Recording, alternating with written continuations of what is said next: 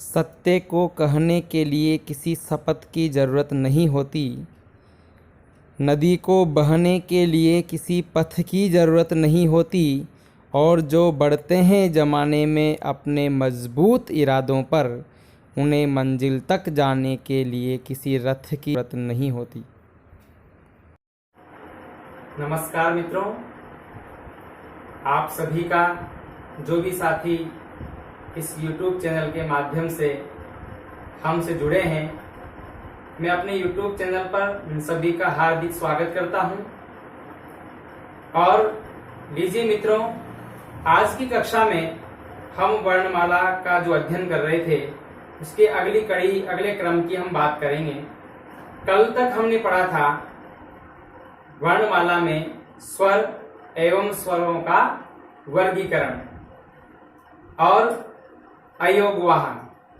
अयोगवाह मैंने आपको बताया कि अंग और अह ये दो अयोगवाह हैं और ये दोनों ही तत्सम शब्दों में प्रयुक्त होते हैं। अनुस्वार पंचमाक्षरों का कार्य करता है और विसर्ग का उच्चारण कंठ से होता है। ये सारी बातें हमने कल की थी और आज हम वर्णमाला के तीसरे भाग यानी व्यंजन का अध्ययन करने जा रहे हैं।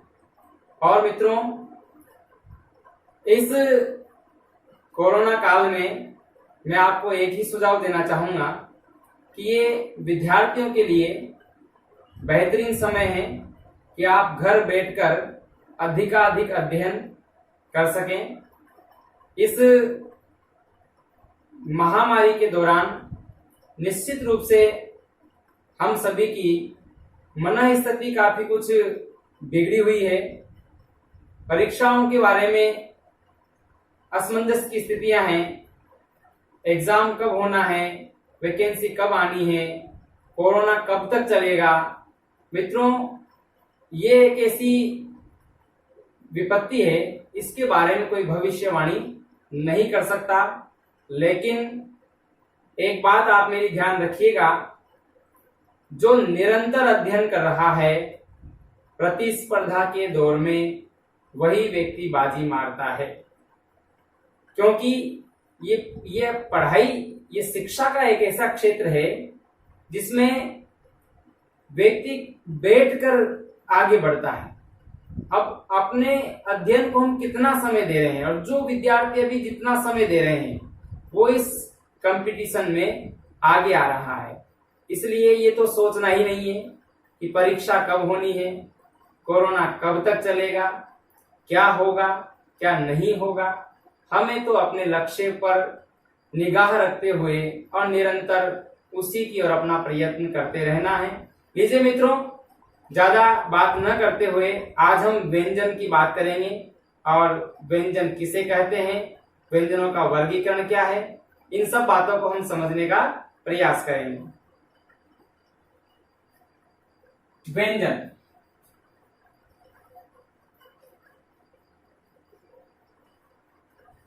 इस प्रकरण को आज हम पढ़ने जा रहे हैं। और व्यंजनों में जो सबसे पहली बात है वो ये है कि व्यंजन किसे कहते हैं। मित्रों, किसी भी बिंदु को पढ़ने से पहले हमें उसकी परिभाषा जान लेनी चाहिए। व्यंजन किसे कहते हैं? तो वे वर्ण जिनका उच्चारण स्वरों की सहायता से किया जाए, स्वरों की सहायता से किया जाए, उसे उन वर्णों को व्यंजन कहते हैं। अर्थात ऐसे वर्ण जिनका उच्चारण बिना स्वर के संभव नहीं हो सके। अब आप सब वर्णमाला पढ़ते हैं। वर्णमाला में अ से लेकर ज्ञानी तक, स्र, अड़, अढ़ तक जो अक्षर हैं, उसमें से ऐसे कौन से वर्ण हैं जिनके उच्चारण में स्वरों की सहायता लेनी पड़ती है? तो मित्रों, स्वरों को छोड़कर सभी वर्णों के उच्चारण में हमें स्वरों की सहायता लेनी पड़ती है, लेकिन सभी को तो हम व्यंजन नहीं कह सकते। क्यों नहीं कह सकते? क्योंकि हमारी वर्णमाला में कुछ तो संयुक्त अक्षर हैं, इसलिए वो मूल व्यंजनों में शामिल नहीं है। तो व्यंजन कितने होते हैं?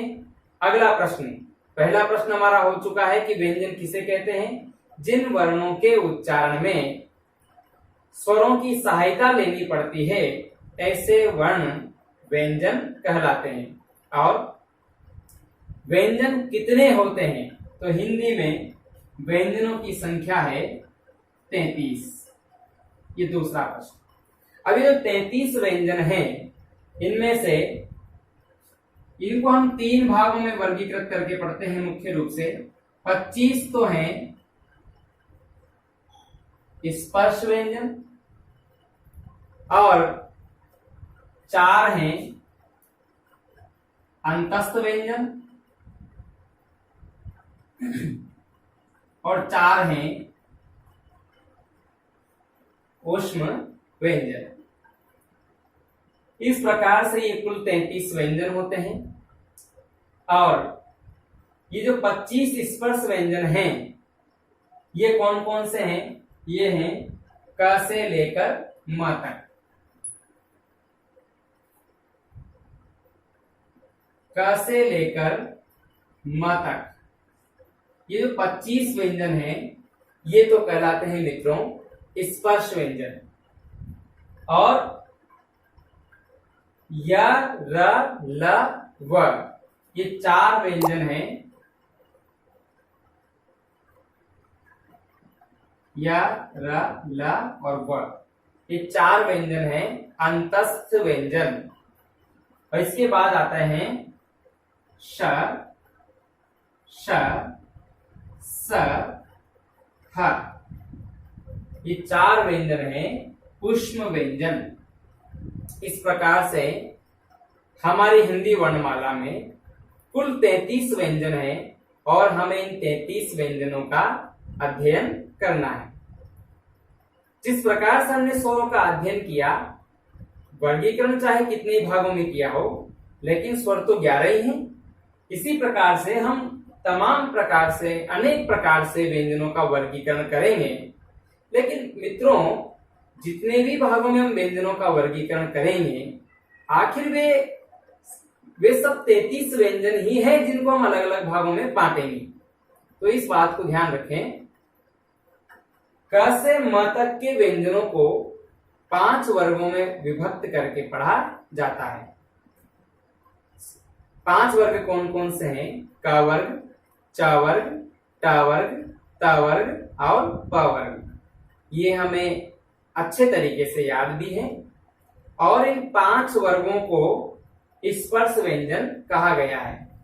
अब सभी विद्यार्थी, मेरे विद्वान साथियों जो मुझसे जुड़े हुए हैं, आप सभी एक बात का ध्यान रखें, ये व्यंजन जो हम पढ़ रहे हैं, वर्णमाला जो हम पढ़ रहे हैं, ये सब चीजें हमारे संधि को समझने में सहायक होगी।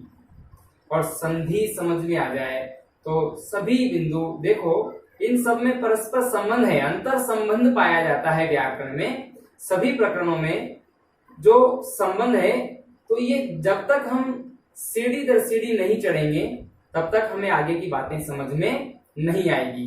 इसलिए आप अभी से ही पूर्ण मनोयोग के साथ मेरे साथ जुड़कर अध्ययन करें। देखिए मित्रों, अब हम व्यंजनों का अध्ययन शुरू कर रहे हैं कि जो 33 व्यंजन हमने देखे हैं, इन 33 व्यंजनों को हमने 3 भागों में मुख्य रूप से वर्गीकृत किया है, जिसमें 25 तो है स्पर्श व्यंजन, 4 हैं अंतस्थ और 4 हैं ऊष्म। इसमें जो 25 स्पर्श व्यंजन है, उसको हम 5 वर्गों में बांट देते हैं। क वर्ग, च वर्ग, ट वर्ग, त वर्ग और प वर्ग। इनमें 5-5 अक्षर हैं, सब 5-5 वर्ण हैं प्रत्येक वर्ग में।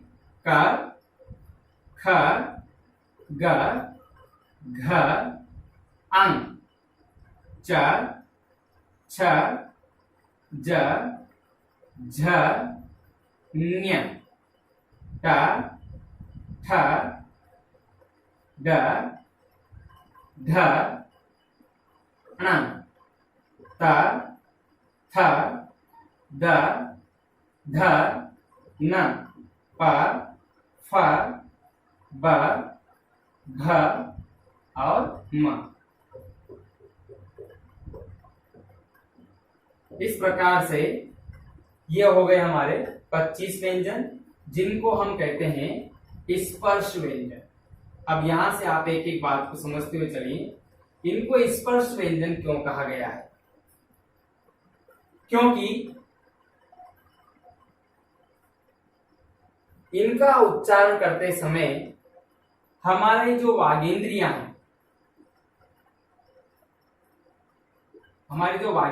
हैं, उन वागेंद्रियों में परस्पर स्पर्श होता है। इसी कारण इन व्यंजनों को स्पर्श व्यंजन कहा गया है। ध्यान दीजिएगा, यह हमारा मुख्य विवर है और यहां पर वाग यंत्र है। वाक प्लस यंत्र, वाणी का यंत्र, अर्थात जहां से वाणी बाहर निकलती है उसे तो कहते हैं वाग यंत्र, संधि के नियम से वाग यंत्र। और जिन इंद्रियों से हम उच्चारण करते हैं उन्हें कहा जाता है वागेंद्रियां। तो मित्रों, हम क का जब उच्चारण करते हैं, तो इसके उच्चारण में कंठ से स्पर्श होता है, वायु कंठ से स्पर्श करती है और फिर स वर्ग का उच्चारण होता है। सभी व्यंजनों में कहीं न कहीं कोई न कोई वागेंद्री परस्पर स्पर्श करती है। कुछ व्यंजन तो ऐसे हैं जिनके उच्चारण स्थान 2-2 भी हैं, और जैसे च और छ की बात हम करें, च वर्ग की बात हम करें, तो च वर्ग का उच्चारण स्थान तालव्य भी है, तालु भी है, और जिह्वा जो है वर्त से यानी मसूड़े से भी जो है संघर्ष करती है, इसलिए इनको जो है संघर्षी भी कहा गया है, स्पर्श संघर्षी व्यंजन भी कहा गया है। ये सारी बातें मैं आपको क्रम से बताऊंगा। तो मित्रों, अभी तक हमने जो अध्ययन किया वो ये किया कि व्यंजन का उच्चारण स्वरों की सहायता से किया जाता है, और व्यंजन का मुख्य वर्गीकरण 3 भागों में किया गया है।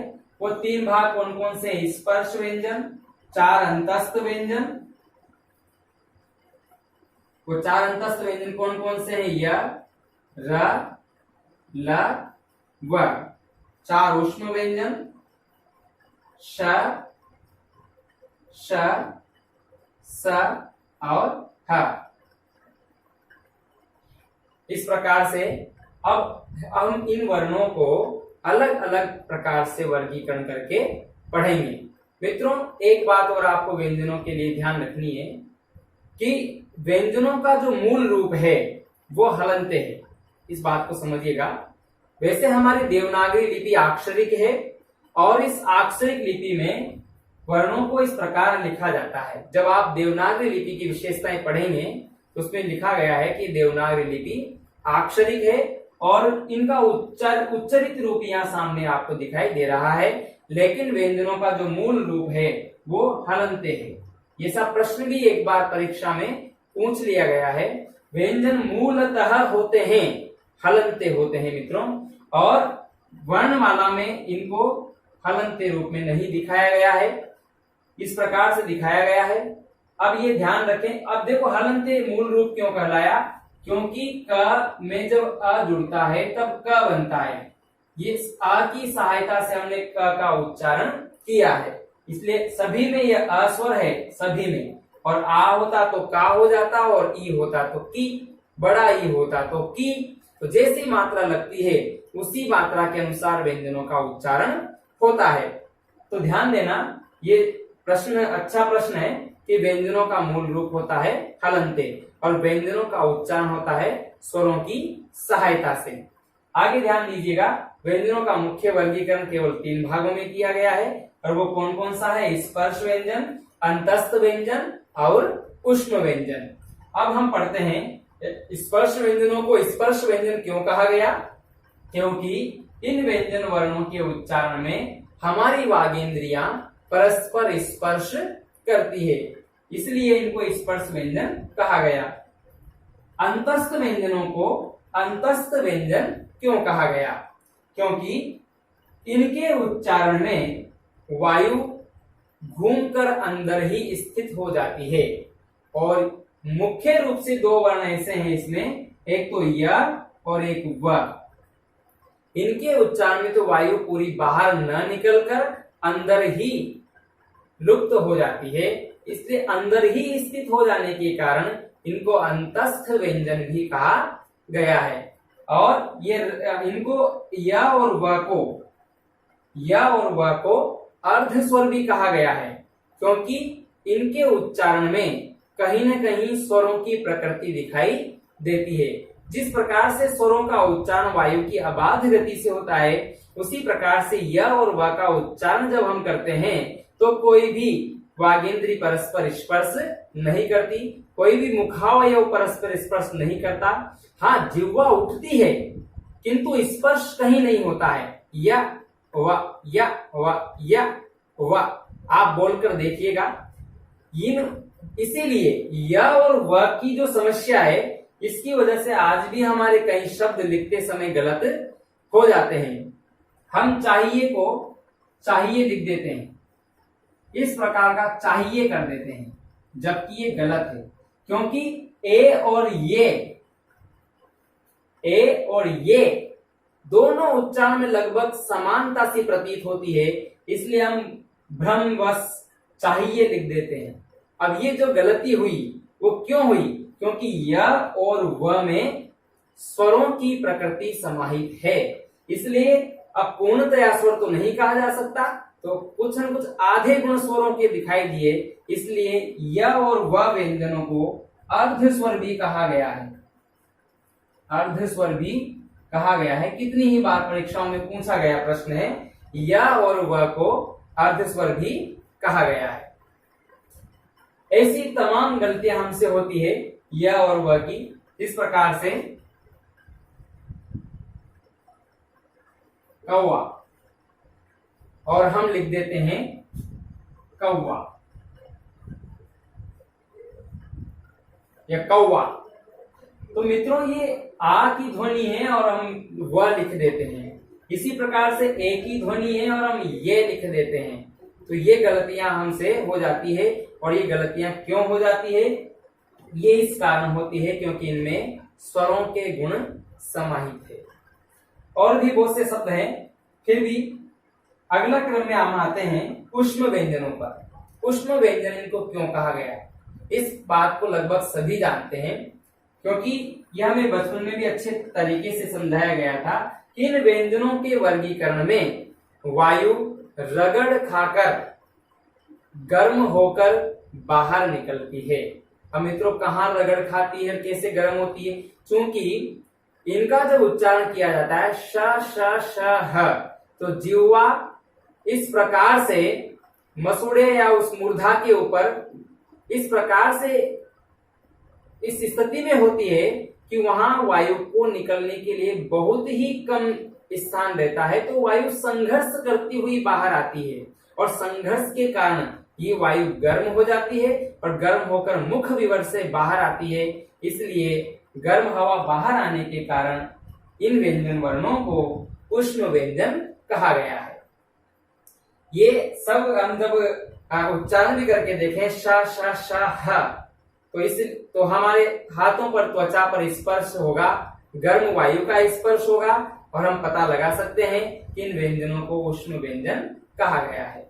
मित्रों, ये जो श श श लिखा है मैंने कई बार, ये देखिएगा। अब मैं जो बात मैंने पिछली वीडियो में की थी कि मित्रों हम पढ़ते हैं लेकिन देखते नहीं है, और प्रश्न कैसे बन जाते हैं। जरूरी नहीं कि प्रश्न आएगा, लेकिन हमारी एक मानसिकता तैयार होगी कि प्रश्न किस प्रकार से बनते हैं। देखिएगा, ये श श श जो आपने यहाँ देखा हुआ है वो प्रश्न किस प्रकार से बना देता है? स श श और ह, एक क्रम में श श, स और ह। अगले क्रम में है श, स, श और ह, और श, श, स और ह। ये 4 विकल्प हो गए साहब। अब इसमें ये पूछ लिया जाता है कि ऊष्म व्यंजनों का सही क्रम कौन सा है। अब देखिए, प्रश्न तो ना कुछ है, हम बचपन से पढ़ते आ रहे हैं, प्रारंभिक कक्षाओं से पढ़ते आ रहे हैं, फिर भी हम ध्यान से नहीं देख पाते हैं और फिर 4 विकल्प जैसे ही हमारे सामने आते हैं तो हम असमंजस में पड़ जाते हैं कि यार क्या था। अगर हमें उच्चारण स्थान का ज्ञान सही है तो हम फिर ऐसे भी निकाल सकते हैं, क्योंकि सही क्रम जो उच्चारण स्थान का है ये तालव्य है, ये मूर्धन्य है और ये दंत्य है। क्योंकि कंठ, तालु, मूर्धा, दंत और ओष्ठ, इसे हम कहते हैं तालव्य श, इसे हम कहते हैं मूर्धन्य श, इसे हम कहते हैं दंत्य स। इसका उच्चारण तालु से होता है, मूर्धा से होता है और इसका उच्चारण दंत से होता है। इसलिए अगर हमें उच्चारण स्थान का भी ज्ञान है तो भी हम इसको सही विकल्प को चुन सकते हैं। अन्यथा वर्णमाला पढ़ते समय हमें इन वर्णों का क्रम ध्यान से देखना है। ये तो मित्रों एक इस स्थूल अध्ययन हमने व्यंजन वर्णों का किया है। इस स्थूल अध्ययन का तात्पर्य ये है कि हमने अभी तक व्यंजनों को केवल मोटे तौर पर पढ़ा है। व्यंजन, अंतस्थ व्यंजन क्या है, ऊष्म व्यंजन क्या है, स्पर्श व्यंजन क्या है, स्पर्श व्यंजन क्यों है, अंतस्थ व्यंजन क्यों है और ऊष्म व्यंजन क्यों है। इन सबको हमने प्रश्न और उत्तर के माध्यम से पढ़ा है। आइए अब हम चलते हैं व्यंजनों के वर्गीकरण पर कि व्यंजनों का वर्गीकरण किस प्रकार से किया गया है। अब आपको व्यंजनों की और भी महत्वपूर्ण जानकारी मिलने वाली है, इसलिए देखिएगा।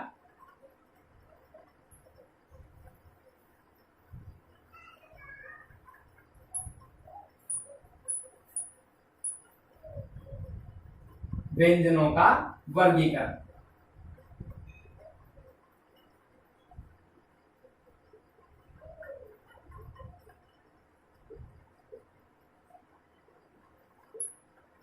देखिए मित्रों, व्यंजनों को मुख्य रूप से जब हम इसका वर्गीकरण पढ़ रहे हैं तो 2 भागों में हम इसको वर्गीकृत करते हैं।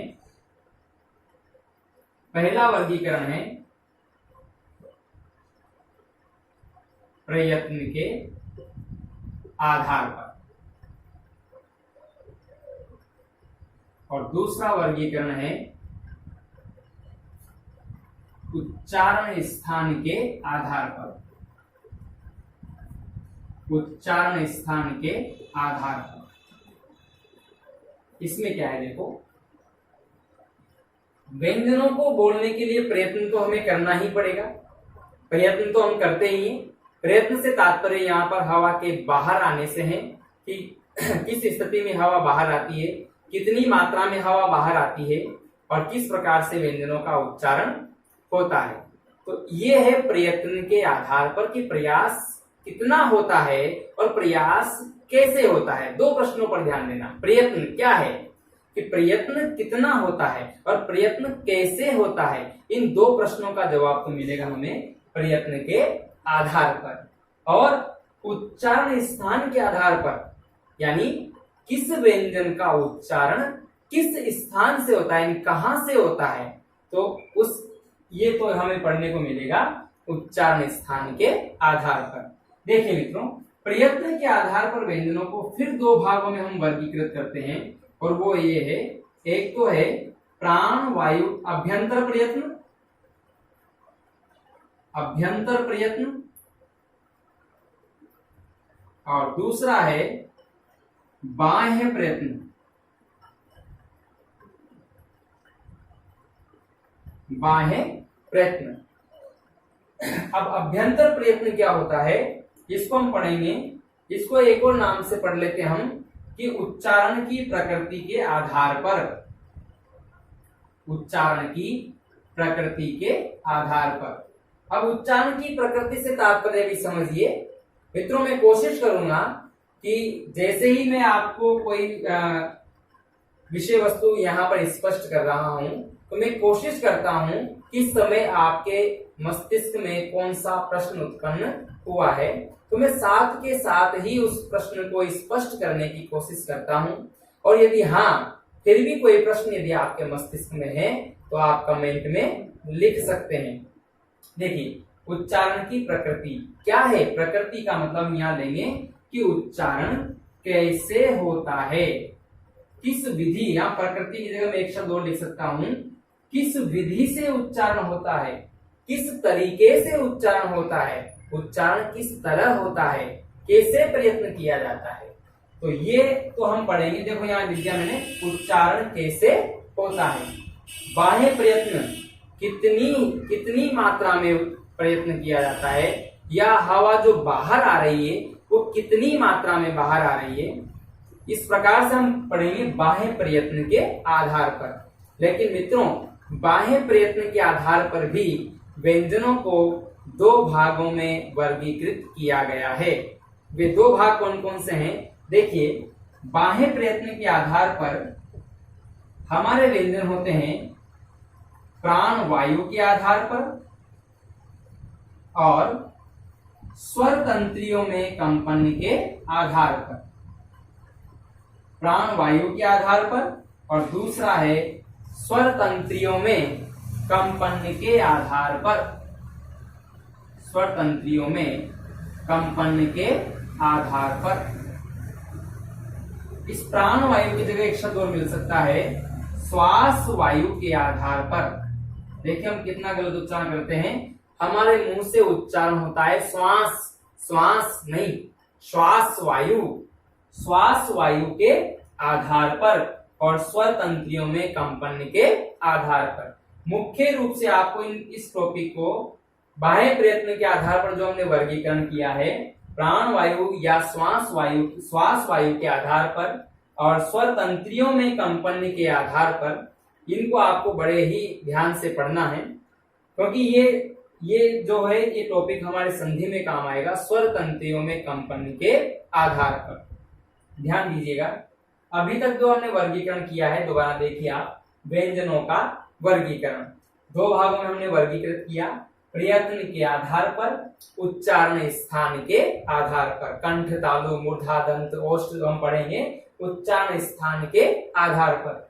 और प्रयत्न के आधार पर हमने दो भागों में वर्गीकरण किया, अभ्यंतर प्रयत्न और बाह्य प्रयत्न।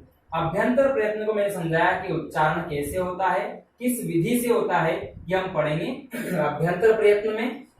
और बाह्य प्रयत्न में हवा जो बाहर आती है या व्यंजन जो बाहर आ रहे हैं वो किस प्रकार से आ रहे हैं, उनकी हवा की मात्रा कितनी है, तो इस आधार पर हम पढ़ने जा रहे हैं प्राण वायु के आधार पर और स्वर तंत्रियों में कंपन के आधार पर। तो लीजिए मित्रों, सबसे पहले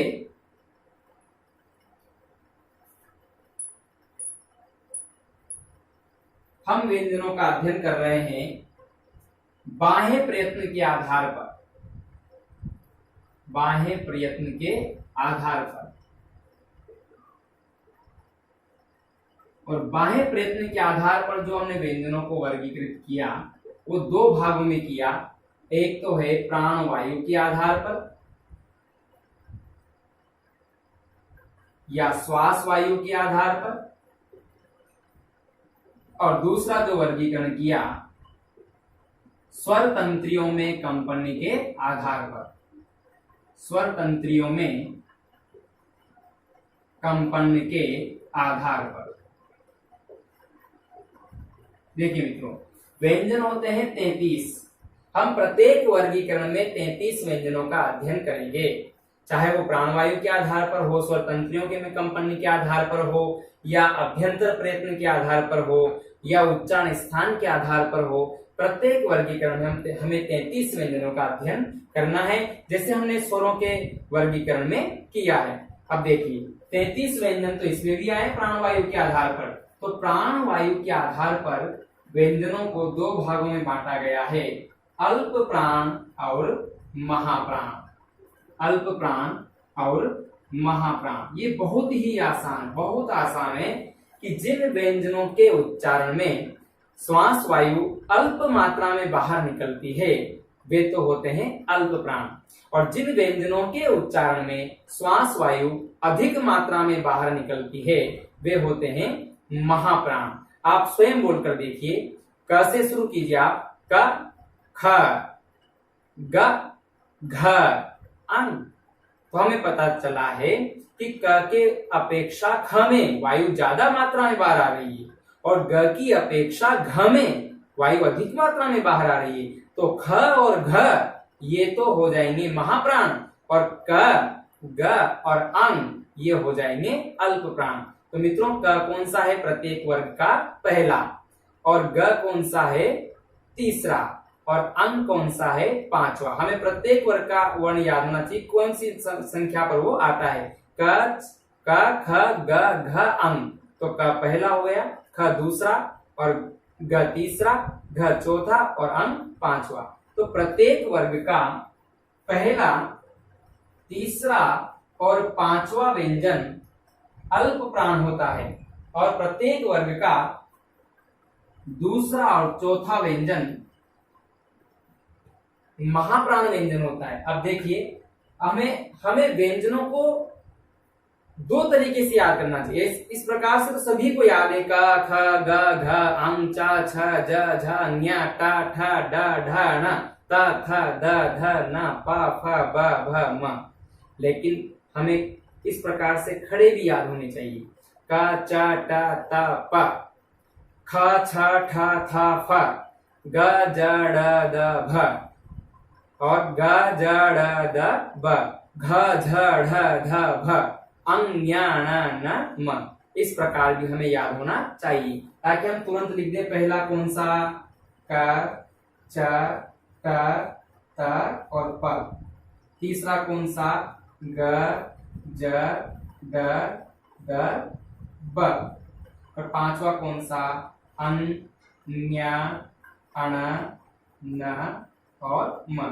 मित्रों, प्रत्येक वर्ग का दूसरा और चौथा व्यंजन महाप्राण में आएगा। देखो कैसे, क के बाद क्या आता है, ख, और ग के बाद क्या आता है, घ, च के बाद क्या आता है, छ, और ज के बाद आता है झ, ट के बाद आता है ठ, और ड के बाद आता है ढ, त के बाद आता है थ, और द के बाद आता है ध, प के बाद आता है फ, और ब के बाद आता है भ। ये है हमारी अल्प प्राण और महाप्राण ध्वनियां। मित्रों, अल्प प्राण और महाप्राण ध्वनियों से भी हमारे